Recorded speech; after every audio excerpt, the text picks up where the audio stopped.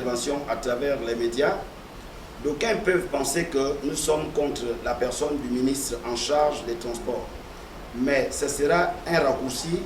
Nous n'avons aucun problème avec la personne du ministre, mais nous sommes farouchement opposés à la politique spectacle qui relève d'un simple vernissage et qui est loin de la satisfaction attente des populations et s'oppose par conséquent à l'essor vers la félicité gabonaise, gabonais.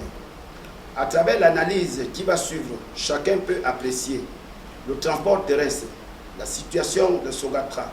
Lors du conseil d'administration de décembre 2023, il avait été demandé aux dirigeants de cette structure d'élaborer un plan de structuration de la boîte, d'en faire un exposé des motifs pour amener le gouvernement à financer ce plan et sortir définitivement Sogatra des subventions de l'État.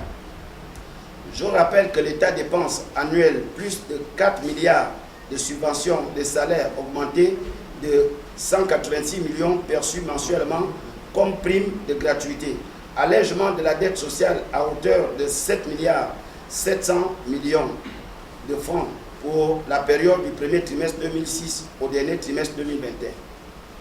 9 milliards de francs CFA du budget de l'État investis en 2013 pour l'achat des bus Marco Polo de seconde main avec un circuit d'approvisionnement en pièces détachées pas du tout efficient. 140 taxis compteurs, donc seulement 55 subsistent encore avec 35 sous-cales. 20 bus de marque Toyota Coaster disparus en début 2020.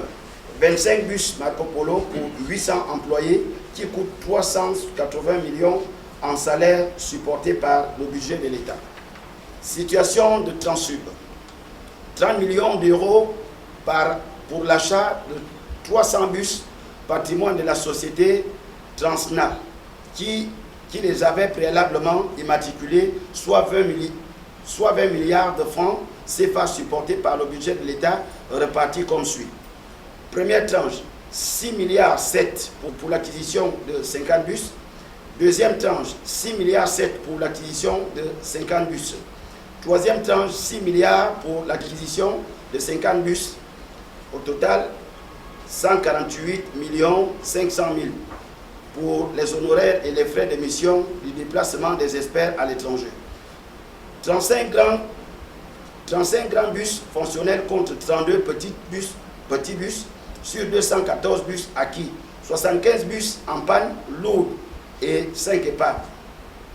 Au regard de ces situations qui démontrent les efforts considérables de l'État, avons-nous un transport public efficient pour autant? La Côte d'Ivoire, avec plus de 30 millions d'âmes, n'a qu'une seule société de transport public, la Sotra, qui arrive à mailler avec un service de qualité l'ensemble du territoire. Pourquoi conserver ces deux sociétés moribondes, propriété exclusive de l'État, qui coûtent énormément cher aux contribuables? Où est le plan de restructuration de ces entreprises, sachant qu'on n'a pas besoin d'un mois pour ça, lorsqu'on connaît son affaire?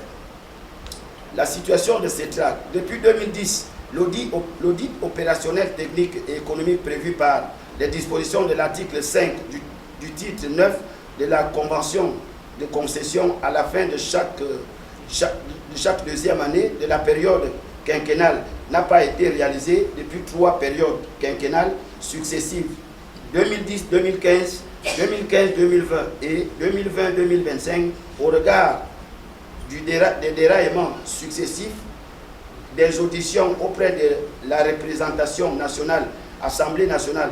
Pourquoi n'a-t-on pas encore fait un audit objectif, rationnel, pour donner la situation exacte de notre chemin de fer aux hautes autorités de la République?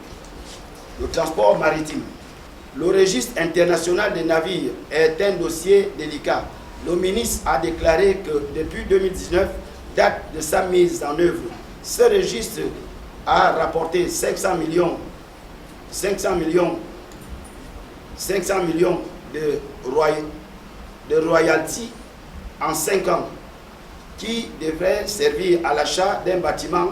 Ce dossier controversé compte tenu des risques liés à l'exploitation du 10 enregistre peut tout à tout moment et amener le Gabon à se retrouver devant le tribunal international de la mer pour fait international illicite du fait de faire naviguer les navires dans des zones sous embargo des Nations Unies comme ça a été le cas fin mai 2020 lorsqu'un navire battant pavillon gabonais fut arrêté au large des côtes libyennes alors qu'il projetait de transporter du pétrole de la Libye en violation de l'embargo international, d'enregistrer sous un pavillon des navires se livrant à des activités illicites en mer. Les caravanes de l'État du pavillon de l'exercice de sa juridiction sur les dits navires, car aucun de ces navires n'a de port d'attache au Gabon. Après le naufrage d'Esther Miracle, qui a endeuillé les familles gabonaises, les nations entières attendent les conclusions de l'enquête nautique qui déterminera les causes immédiates, proches et lointaines du dit drame. Ce sont des conclusions qui permettront de lire le droit sur le plan pénal par la punition des auteurs des manquements constatés sur le plan civil, par des dédommagements des dégâts causés aux tiers. Le ministre actuel était à Londres au courant décembre 2023 pour la réunion des États membres de l'Organisation maritime internationale, OMI. La communication qui en est sortie en dehors des photos, c'est que nous sommes à jour des cotisations. Mais où est l'assistance technique de l'Organisation maritime internationale? Accord aux États-Unis, accord aux membres dans le cadre des naufrages. Si nous n'avons d'enquête nautique dans les règles de l'art, notre drame n'est pas connu au niveau de cette organisation. Des difficultés s'ensuivent pour lire le droit, pour améliorer notre réglementation maritime, alors que la démarche adoptée par la République sœur du Sénégal lors du drame du Djoula aurait dû nous servir de modèle et de jurisprudence. Pour traiter au mieux notre propre drame, lors d'une audition du ministre à l'Assemblée nationale, la question lui avait été posée de savoir quelles dispositions a-t-il prises pour que le cas d'Esther Miracle ne se reproduise plus. À cette préoccupation, il répondra qu'il manque certains profils au port à la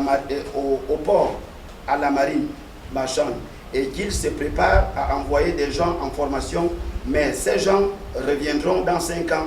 Mais en attendant, que faisons-nous? Cette façon de procéder que nous, le peuple gabonais, a rejeté au 30 août 2023, l'essor vers la félicité arrive lorsque les détenteurs du pouvoir de l'État agissent dans l'intérêt de la majorité, mais le locataire en charge des transports semble n'avoir toujours pas assimilé ce principe. Prenons le cas des taxis GAB.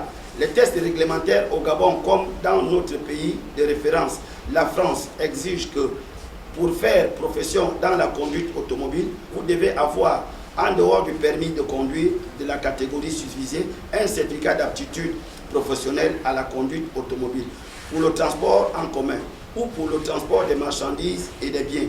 Le projet CTRI Transport pour tous avait pour but de sortir les jeunes du chômage et les insérer dans le transport. Il fallait donc, avant la distribution des taxis, faire une formation adéquate pour leur permettre d'être les conducteurs professionnels. Cette formation permet une meilleure utilisation de l'outil d'exploitation qu'est le véhicule et participe pleinement à la sécurité routière et à la pérennité du dit outil.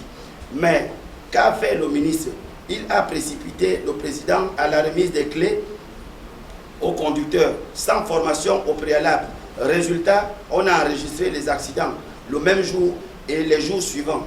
Comment vous devez mettre en musique la politique du président de la République dans le département transport? Pouvez-vous conduire ainsi?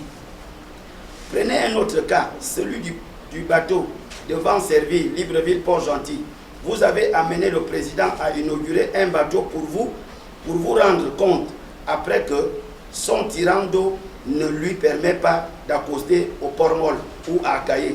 Mais pourtant, les études bathymétriques, études de profondeur par sondage existent.